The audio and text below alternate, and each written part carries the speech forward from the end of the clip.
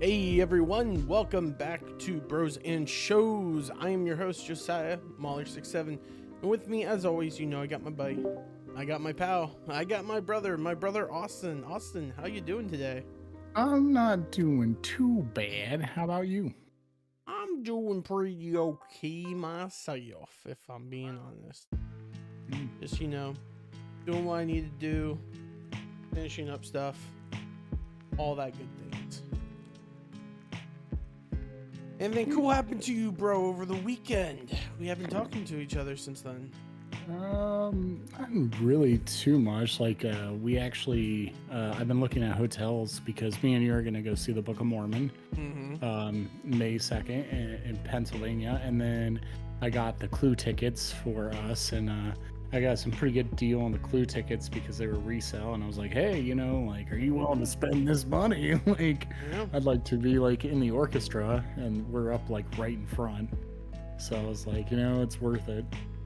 Yeah. And I was like, you know what? It's something, I like going to musicals and plays. So it's something cool to do. But pretty much I really didn't have too much going on this weekend. I just had, I was going to say, what did I really do this weekend? I don't even really remember what I did mostly this weekend, actually.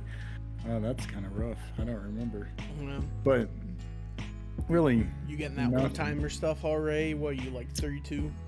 34, but I wish I was 30. Never mind, you're too old. Aren't you 32? Yeah. That's funny. I don't know, man. No, I was just watching. I was watching our show, and then I started watching a little bit of other things that I've been wanting to watch, like movies and stuff that I haven't seen in a long time. I remember now what I did this weekend. And then, excuse me. Actually did a lot of video editing. I decided I'm gonna start doing movie reviews again, as a YouTube channel. I did a Jack rough cut a long time ago, and I've been staring at that video for the last week, and I was like, just put it out. What's the harm? Put it out, see what happens. And I was like, if I have to make a part 2, I'll make a part 2. It'd be great. I can explain where I was at the time when I made it and what happened in between that, and I've always liked making videos. It's just sometimes it can be tedious when you have a team of people that don't want to help you make videos. So you're the only one editing stuff. They'll film stuff with you, but they don't want to edit. And then they're like, hey, when are you putting this out? And I'm like, I'm trying to. So there was a deadline, and I never really stood up to those people and been like, hey, quality over quantity. And sometimes I felt like I was being overworked with it. So I decided, I was like, you know what? I'm going to do review videos where I watch movies that I haven't watched in a long time, and then review them and see how ridiculous they are. So I'm going to put one out tonight around when I get done with the podcast today, and just see where that goes, whatever. And then I'll just make a couple more videos. And if, I like making videos, so it is what it is. We'll see. But yeah, that's pretty much what I've been doing this weekend. Yeah, that's pretty much it. How about you? What'd you do this weekend? I had my vampire alert that I did this weekend, which went good. No real issues there. Let's see, played some games, nothing too big. I bought John, our friend, Helldivers 2, because he had that on his wish list, and both him and his wife had that on their wish list. And they're like, yeah, we're not buying anything new, because they were trying to sell, get a bunch of their debt in order, which I was like, no, that makes complete sense. Oh yeah. I'm a single guy with a decent job, so oops, $40 just went out my door. Yeah. And he's like, what you gotta do with that? I'm like, bro, when are you gonna understand that by me buying things for you like that, you're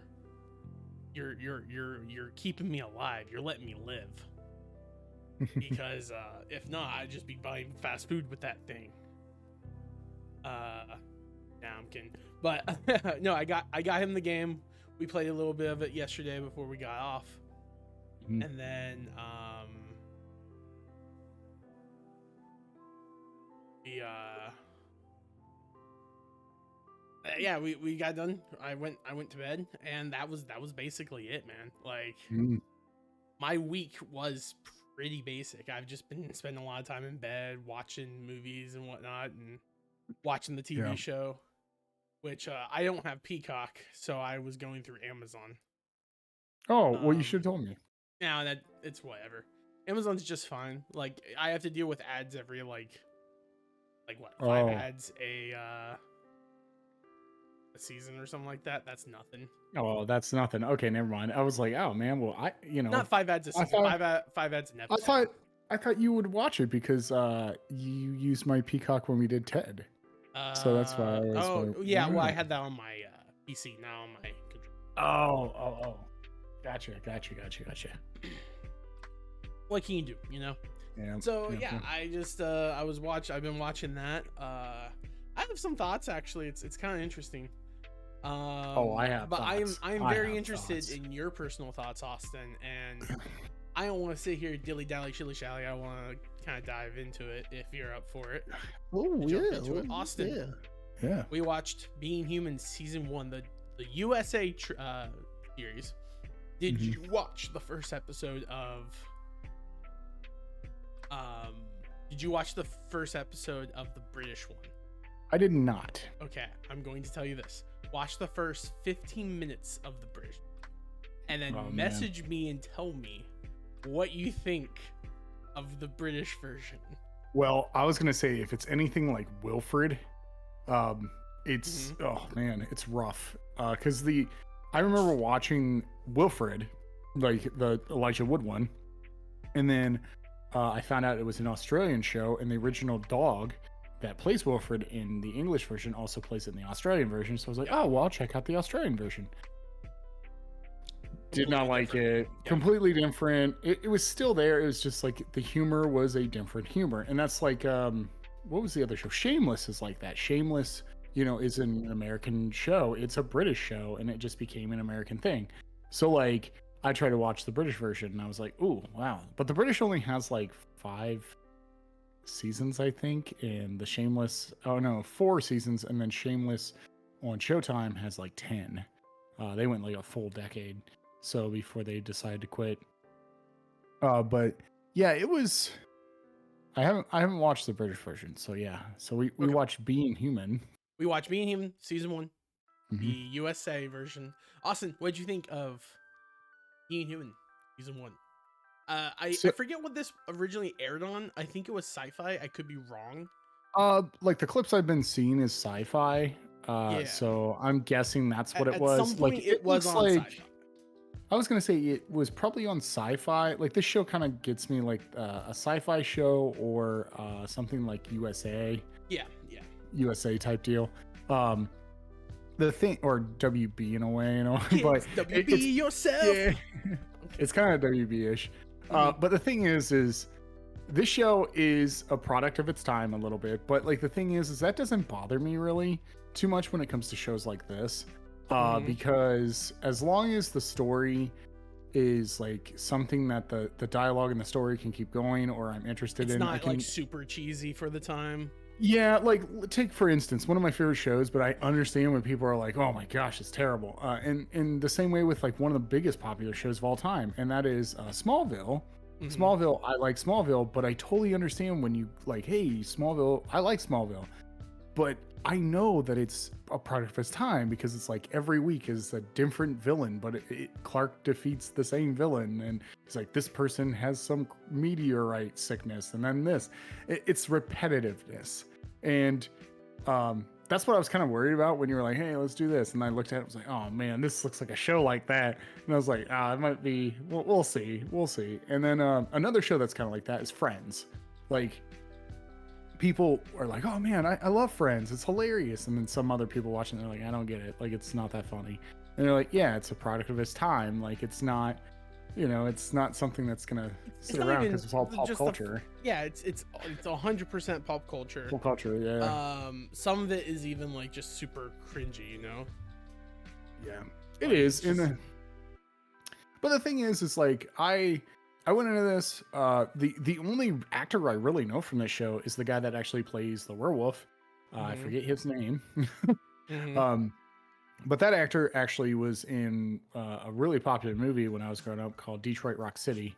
Mm. And it was about a bunch of boys that get KISS tickets. And that guy's mom actually burns them because she's like, that's Satan. So they decide, hey, what if we just snuck into the KISS like Detroit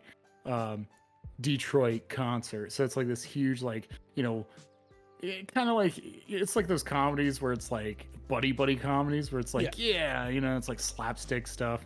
I enjoyed it, and so I was like, oh man, it's him. But I always get him mixed up with like Paul Pierrot or Mike Pierrot or whatever his name is. He's the guy that played the Riddler in the new Batman movie. A lot of people know him in that, and then Prisoners, and there's a couple other ones. But he, I always get those mixed up. But like when I saw this, I was like, oh hey, those are two different people. Like it clicked. I was like, that is two different people. And it finally clicked because like every time I was like, oh yeah, he was in Detroit Rock City. And some people like look at me and be like, he was in Detroit Rock City? And I'm like, yeah. And he's like, he's too young for that. And I was like, no, he's not. Like it's. But then when I watched Being Human, I was like, oh wow, they were right. I'm just stupid. So I was like, yeah, I'm just dumb here. But no. So what's really interesting is this show. I actually am surprised by it a little bit. Okay. Vampire lore actually, and werewolf lore. For like something that's like written like this, like CW. You know what this show reminds me of? Supernatural.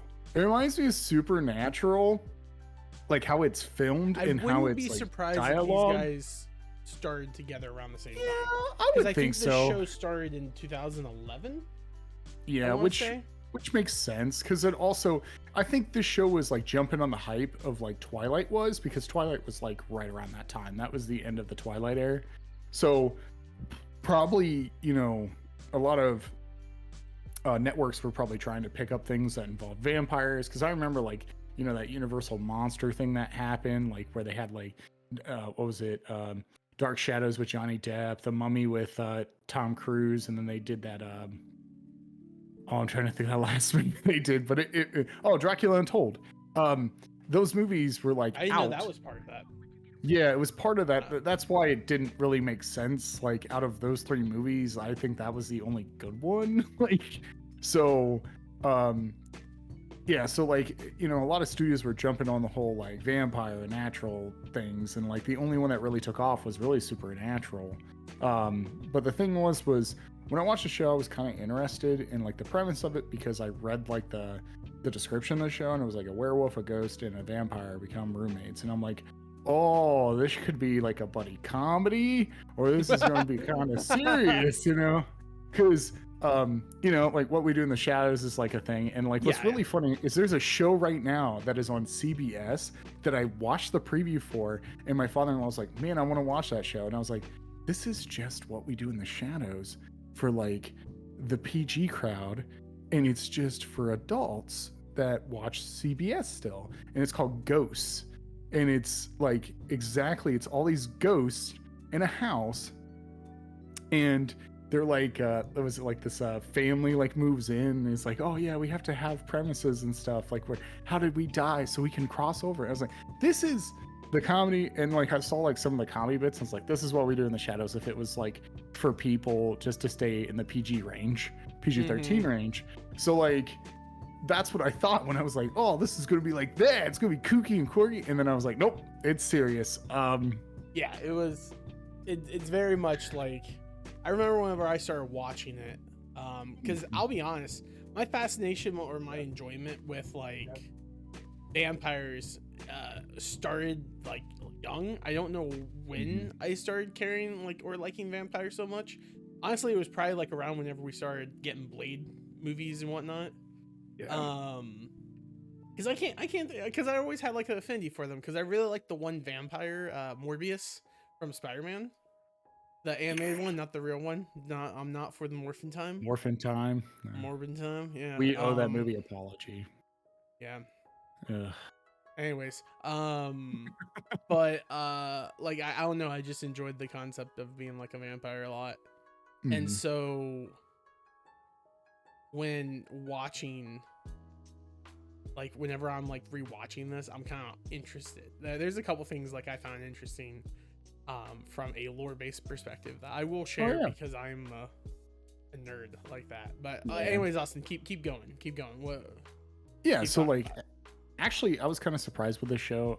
It is a product of its time a little bit, but the thing is it's like I can get past that because there is good storylines in the show. Like I was very interested in the werewolf. I was very interested in like how he was going to try to help himself, and like they were trying to help him by like sticking him in that room, and then like his sister shows up, and then the twist at the end of this season with the whole werewolf stuff. And also too is what was really funny is, do you know who Steve Ogle is? No. Okay, he's the guy that he was in Better Call Saul, and he is the main actor, the voice actor for Trevor in Grand Theft Auto 5. Okay. Okay. So Steve Ogle, if you look at Steve Ogle, he looks like Trevor. That's exactly how he looks like. And the guy that helps the werewolf become the werewolf, like where he shows him the ropes, the whole time I was thinking Steve Ogle because he acts like him in a way.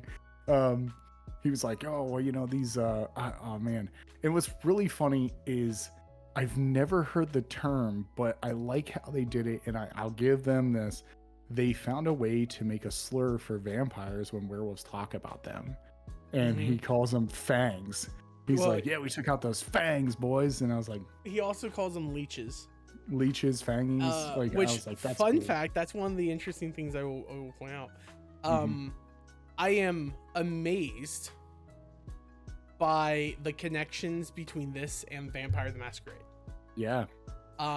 Because fun fact, in Vampire the Masquerade, hunters will colloquially call vampires leeches or suckers. And so hearing him say leeches, my brain instantly went like, oh, that's interesting. I'm interested that they did that. They also made reference to sects, which is like a big thing in VTM, like the Camarilla and whatnot. They mentioned clans. They mentioned broodmates. Like they said a lot of things that like sparked the red VTM influence in it. So yeah, sorry. Keep going on. No. And then they kind of took like a book out of Anne Rice with Interview with a Vampire, and like made the vampire like the main character Louis, pretty much, where he would just like eat rats instead of like killing. He was like, you know, using the hospital to get vampire, he was using the blood pouches. The hospital blood. Yeah, and the thing is like I appreciate the show because if you watch some of the vampire shows around that time, they're really heavy on the tween, like romantic stuff. And like True Blood is like a show that everyone knows that was like a big vampire show. And I remember people was like, oh my gosh, you have to watch it. And I watched it and I was like, oh no, I can't really get into this show. But I appreciate the show because it's not trying to be like a tweeny thing. It's more of like, hey, this is a story that we want to put out there. It's very interesting. I do like the three people that are like the main characters. I really liked. There was a twist that I did not see coming that I loved, actually. I was like, that is perfect. And that was the ghost twist, where you find out that actually she was murdered by her boyfriend that she's been like stalking and trying to like fall in love with. Like he pushed her down the stairs, and I was like, that is a great writing. That is actually really good. Like I was really happy with that. It adds a crazy amount of depth to her character. Oh yeah. And what's really funny is they made nods to one of the best ghost movies of all time, and that is Ghost. Really, Ghost is the best ghost movie of all times? Name a better ghost movie. Poltergeist. Oh no, that's the only thing I could think of. No. So here's the thing: is what's really funny is they made a reference because when she hits the strawberry with her fingers, she goes like this, and the guy's like, "Come on, put it deep down in you." And then she does, and that's the line with the coin, right? Yeah, with the coin, or no, it was the pop can. And yeah, man, I like that movie. I like that movie a lot. Oh man, I'm gonna have to I'm gonna put that on the Plex tonight and then watch it. It's Patrick Swayze, of course. Like, Patrick Swayze, remember? poor Patrick Swayze. If they remake Ghost, they already remade Roadhouse this week. Like, let's stop. But no, I was very, very happy with like how the story was, how they didn't like. The biggest problem I have with some vampire stuff, and especially around this time period when this show came out, and a little bit earlier, was there was a premise. For some odd reason, someone thought it was a good idea, but I hate the idea. And every time I see it in cinema, I roll my eyes. And it's when a vampire just bites someone, they turn. And I'm like, I hate that premise. I've always hated that premise. And like, they're like, oh, there is a scene in the show that I really enjoyed where, the girl that he he thinks he killed, but she gets turned because of, like the guy was like, hey, and she ends up like biting that one girl at the bar. And she's like, you can save her. You just have to do it. And like, the werewolf's like, then do it. If there's a chance you can save her. He's like, but this is hell. This is not something you want. And I like the premise of like that you have to drink a vampire's blood. That's what I like about the funny whole thing Anne is, Rice that's thing, actually too. that's a common lore thing, because that's how it is in VTM. That's how it is in a lot of things. That it's like a vampire biting you will not turn you into a vampire. It's kind of like the whole mix-hab what they have with werewolves. The idea that werewolves clawing you or biting you will turn you into werewolves, and so people misconstrue it for vampires as well. I like that. I do like you speak of that, right? One of the things that rewatching this that I forgot was that Aiden and the other vampires can easily be in the sun the whole time. Yes. And I remember seeing that and thinking to myself, I'm like, wait, why did this not bother me?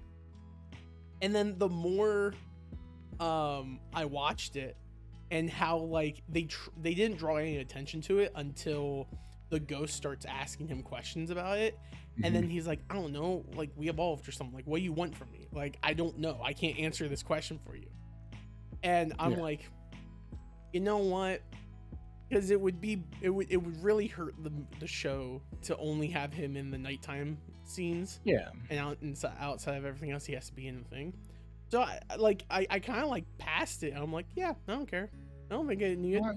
I don't think that really ruined it. I think the part that like people hated the most when they ever heard about the vampires, they can stay in the sunlight. Like Blade, for instance, is a daywalker. Like he's not full vampire. He's like half vampire, half mutant in a way.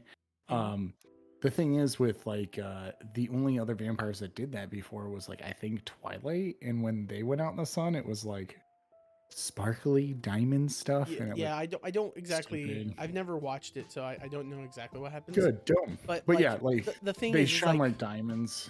The thing is, like in Vampire the Masquerade, there's also ones that can do that too.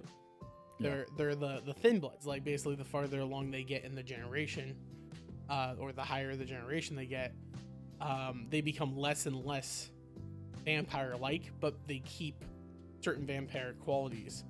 And I very much equate to like all these vampires that are in this show as like thin-blooded vampires because they're able to be in sunlight. They're just photosensitive, so they have to wear sunglasses and things like that. They have their powers, but it's not like them like turning into bats and things like that. It's much more like celerity or like protons, and that's it. Like it's like that's fine. And plus they like whoever wrote this show or whoever directed this show really knew was a fan of like cinema for like these certain creatures, because werewolf, one of the best werewolf movies of all time is Werewolf in London. And Werewolf in London. Yeah, Werewolf in London. It's like one of the best transformation scenes, like in its practical effects at that time, where you're like watching a person turn into a werewolf. And they said like the prosthetics took like, I think it was like 16 hours to do.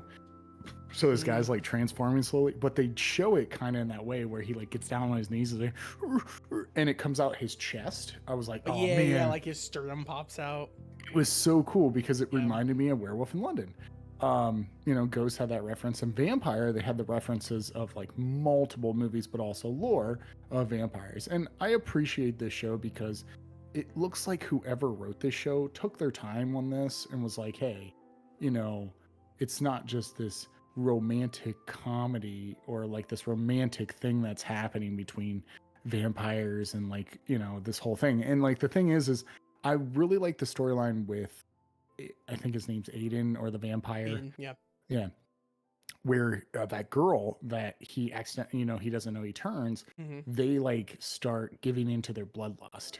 Yeah. And you come to find out that like, you know, they're like biting each other and sucking each other's blood. And you're like, that's pretty, you know, what's really funny is watching Mama Burkhart watch that episode with me because I didn't know. Yeah. It's like, she was like, ew, that's disgusting. I was like, yeah, that's vampires. It makes sense. It makes sense. The best part is, Austin, like the people who I play LARP with, at least half of them want that type of scene for their character at some point. Yeah. I don't, but some of them do, and it's just like, all right, you guys can enjoy your little feed fest off this side. I'll just be over here role playing a book nerd, Carl Robinson. Yeah, so I like the show. You know, I think that they're leaning very heavily on her being a werewolf, because at the end of the season we get to see her get clawed. Yep. You know, like the one he loves. Nor. Oh man, I cringed so hard. I cringed at that part where like he talked to her for the first time. He's like, I'm trying to do my inner wolf. And he looks at her, and she was like, well, I'm going to talk to HR. And I was like, oh man, cringe. Because when he does that, I was like, dude, you're at work. You're not at a bar with some hussy. That's the thing about Josh that I find endearing a lot. Josh, that's his name, yeah. He's like awkward, and he hasn't had to deal with like that type of stuff for a while, so he doesn't really handle it very well. And so the first time he's like, I've seen this work before, I'm just gonna let the feral instincts work. And it's like, what are you saying? You're not letting your wolf out, you're repeating what Ray said. Yep. And you think that's letting the wolf out. Yeah, no, I found that hilarious. Yeah, it cringed. It made me laugh a little bit. There was a lot of scenes in here that made me laugh.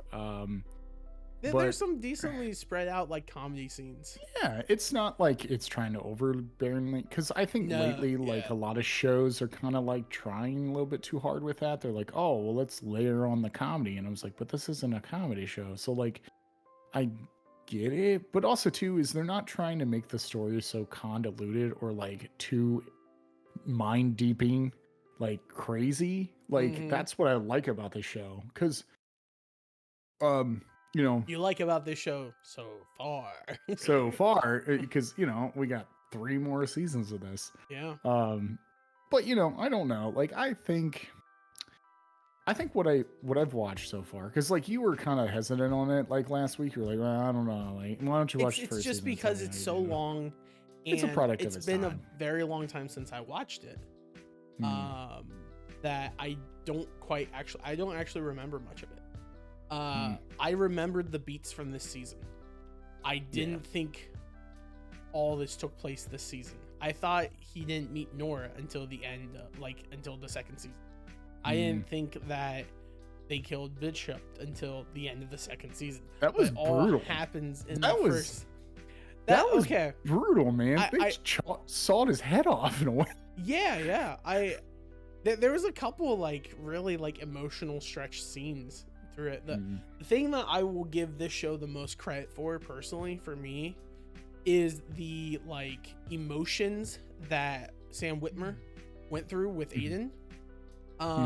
Because you see, like, when he comes back after killing Bernie, the little kid, and he's crying at the table, and the second Josh walks in, he's like calm, he's like, yeah, no, and Josh is like, it had to be done, because Josh is obviously emotionally like immature, like he can't really share emotions very well. This is kind of playing throughout the whole series, and then the second he leaves, he just starts breaking down, crying more, and then you get more and more frustrated and upset when you find out that the kid actually didn't do any of it, and it was Marcus who did it, and you're like, that kid got killed for nothing. But granted, he shouldn't have been created to begin with, which the whole time I was watching the whole thing with Bernie play out, you know what I was thinking of? Interview with the Vampire. With the little, with what's her face? Oh yeah. The girl that they turn, and then it's like, we Mhm. don't turn children because they have no self-control. It's like, no, I want to look like her. Why can't I ever look like her? And it's like, you Yeah, can't. keeping the bodies on your bed. Mm-hmm. Oh man. Don't drink from the dead. They- I Oh, man. one of the other lore things I really much liked was the garlic, because you know, Mhm. like you always hear like garlic, like, ooh, it wards off vampires, right? And then this one, they're like, no, like garlic doesn't, like, they're not allergic per se, but what it does is it makes them show what they truly are. Like their fangs and everything get Mhm. revealed. And I was like, that's a cool use of That's a garlic, concept. right? That's a good concept. Imagine, like, it's like, you ever have a fear if someone's a vampire, just cook someone with garlic in it, and if they turn, you're screwed because you invited them to your house and they will just kill you. Oh yeah, and then we also see what happens if someone goes into a house uninvited, with Bishop jumping in there and just burning alive. Yep. There was a Yeah. lot of like little lore hit bits. Also Yeah. with Sally meeting the poltergeist girl and learning about all that stuff, and there's a lot of like great little things like that. I don't remember. I'm sure they probably do something with Silver against Josh at some point. But again, I don't really remember what happens after season 1. The more I think about it, I think it's because I watched the first season quickly and connectively, and then I didn't watch, and then the other seasons I like binged, so it's much more like a flash in the dark. Well, what's really interesting about this is, like, when I was watching this the whole time, I started noticing a lot of references to cinema in this show, and I started thinking, I was like, I wonder if Joe has watched any of these movies, like if he's ever seen some of these movies that are really, really well done. Like, I forgot about, like, there was 2 shots in the show where it brought up a vampire movie that I haven't watched in a while, and I was like, dude, that was a great vampire movie. And I was like, I don't know if he's ever watched it because it's like under the radar a lot. And like one of them's Let the Right One In, Fright Night. Like those movies are those are vampire lore heavy, things. And I remember watching Let the Right One In, like the American version, and I was like, wow, this is really good. The people that was with us that watched it with me were like, this is stupid. Because at the end, like it's just how it is. Like some people just don't get cinema sometimes. They just want to be scared. Yeah. And then I realized, I was like, oh wow, this is actually a very well praised German film. So I watched a German film and I was like, oh, okay, it's called Let the Right One In, and it's interesting too. But then like Werewolf in London, I was like, man, Josiah's never watched that probably. Like that's a really good werewolf movie. Of course you watch Ghost, but there's not a lot of ghost movies really, like except for like Poltergeist Ghost, and there is, but the ghosts are like inanimate and you don't see them. There's no like really Haunted Mansion. Yeah, there's I mean, Sixth Sense is a ghost. Oh my gosh. Oh, M. Night Shyamalan. Spoilers. Better than M. Night Shyamalan. They have stuff like that, which. Yeah, I liked the action in this show. I also liked the violence in the show. I thought some of the story beats were really well done, and hopefully season 2 like keeps going with this, because I remember that there was what I've read is there was a span actually from season 4 to season 3. Like there was a little small span that was longer than all the other seasons, and I didn't know that until like someone's like, hey, I read an article. I read a highlight or a title of an article where it's like, a recap of what you need to know about season 1, 2, and 3 before season 4 comes out, because it's been like a decently amount. And I was like, oh, okay. And I was like, maybe the show is. I'm looking online. Fun fact, this is actually kind of amazing. I just looked up the release dates for everything. They are all within 5 days of each other yearly. January 17th, 2011, the first season. January 16th, 2012, the second season. January 14th, 2013, and then January 13th, 2014. They were all a year from each other, and they were basically aired on the same date. That's actually quite amazing, in my opinion.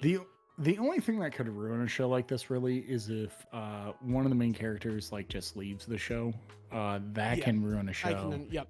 I mean, we saw that yeah. with like Community and stuff like that, where like once a character leaves, it kind of it doesn't feel natural. It doesn't feel right. Oh, good news! Some of those episodes are coming back, like the ones that they don't show on Netflix. Oh, okay. Starting April 1st, it will be on Peacock now. All of Community. Okay. So, because they are going to run it because that's where it originally ran was NBC, so that makes sense.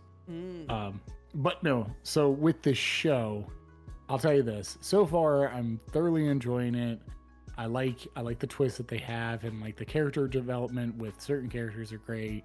The violence is on par to what it needs to be. Like, because WB would not show, them sucking each other's blood and then covered in blood all over, doing that. Like they wouldn't show that. That's not WB. So I'm thinking this is sci-fi, or it is, some type of other mature show. And I haven't seen anything about the British version. I knew that it was a British show because when I looked it up, I was like, this show is like the sci-fi show. version of The Office, Oh. where it was originally a UK show and then it got brought over, and some people. Well, a lot of shows are like that. The UK version is not great. Yeah. But that it's just different styles, Mm-hmm. I think like one thing I also do want to say is I do like how this season, right, this is what the creators of like VTM and World of Darkness, all that stuff, this is the world they're trying to convey when they make their games. Because they're like, when you're a vampire, you're fighting your bestial urge just not to murder everything in the area to feed. And you're a werewolf, you're like trying to fight this idea of being alone, but also like fight your urge to transform. Now, the VTM werewolves are a little different, are actually a lot different from this, but it's still like that type of stuff. And I very much do like how Sally, the ghost, is basically shown like, look, you are just like a spirit right now, right? Depending on what you do in your afterlife, you will change forms. You can become a poltergeist, where you become like this benevolent evil monster who will kill anything that comes near you. You can become like one of these wraiths that kind of just mindlessly walk around infinitely, or you can become like, you can move on, you can go to the next place, and so on and so forth. Like, that's awesome, that's fantastic. But like our VTM game next year is changing its style, and some people are complaining that they're like, everything feels weaker, blah blah blah. I'm like, yes, everything feels weaker, but the like personal horror of the game is so much more magnetized because they introduced two mechanics to the game. And the first thing is called bestial failures, where it's basically you fail at something and your like inner monster can't take it, and so it lashes out in some way. And then introduce messy criticals, and it's like, hey, you succeed at what you're doing, but you can't control your hunger and you go too far. And it's mentioned in this whenever Bernie grabs the one girl's arm, and he's like, I wasn't gonna hurt her. He's like, yeah, but when what happens whenever you can't control yourself and you grab her and you break her arm, or you shatter every bone in her body? Like, I'm like, yes, that's like the personal horror. Like, you're trying to be human still, you're trying to hold on to that humanity, but every day is hard. And so this whole concept of being human is a perfect concept of like humanity system in the game so much, and that's why I like it. And I do enjoy how I don't feel like the story is like sitting on a beat. Like, I didn't feel like there was this overarching theme through every episode where I'm kind of like, all right, let's get on with it. It very much feels like the world and them were moving and changing, and I appreciate that. And it was a good show. I enjoyed it a lot. So yeah, that's all I have to say. I was happy. I'm glad that you enjoyed it, Austin. I guess, do you have any last things you want to say before we sign off for the night? No, I'm just ready to watch season 2 and start powering through that. So yep. Yeah, we got a whole bunch of stuff coming up this weekend. I'm going out for the weekend, doing a trip. And then the weekend after, I think the weekend after is when you're coming to watch Clue. Yeah, or no, it'll be something the like that. weekend after that. Yeah, Yeah, it'll be because that. it's the next month. Yeah, it's next month. Yeah, there's a lot of stuff that's coming up soon. So Yeah. Yeah, I Yep. just and I also like I am more and more like Sam Whitmer, right? Mm-hmm. Or Whitwer, Whitmer. Whenever I first watched this, I was like, there's something about this guy that I just really enjoy. Like, he's very charismatic and like he also has, to be fair, the most chiseled face I've ever seen. Like when that guy's on screen, I imagine those memes that people do where they make the chin super big, like the Squidward face. And I'm like, this guy has that chisel jaw. Like he is 100% the Crimson Chin if they ever want to. And gosh dang, is he a good looking guy. But he's also in so many things. Like he's a huge Star Wars nerd. So much Star Wars stuff. And I'm looking through his like roster of things he's done. And I'm just like, he's in Andor, he's in the Book of Boba Fett, he's in Jedi Challenge, DC All-Stars, Riverdale. Like he's in so much stuff. And not to like, don't even have to go into the stupid Star Wars games, because he's in almost every single one. And I just like, solid, man. I like this guy. Like the more and more I see him, the more I like him. And he was on Tabletop with Will Wheaton in one episode. And that's another reason why I remember him, because I'm like, oh yeah, he was in the Dragon Age episode where they played Dragon Age, and he played if I remember correctly, a human Bonzi character who would punch in, like I think he was a bard or something like that. Anyways, I'm not going to sit here and bore with my knowledge of such. Molly's getting all antsy and is jumping up on my desk now, so I'm willing to call it here. Austin, I appreciate you so much for joining me on this episode of Birds and Shows. Yeah, thank you for joining me. And thank you all so much for joining us. We'll see you next week, where we'll be watching Being Human Season 2.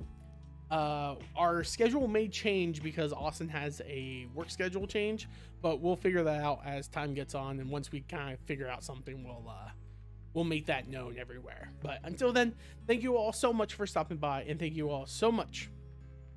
Tune in.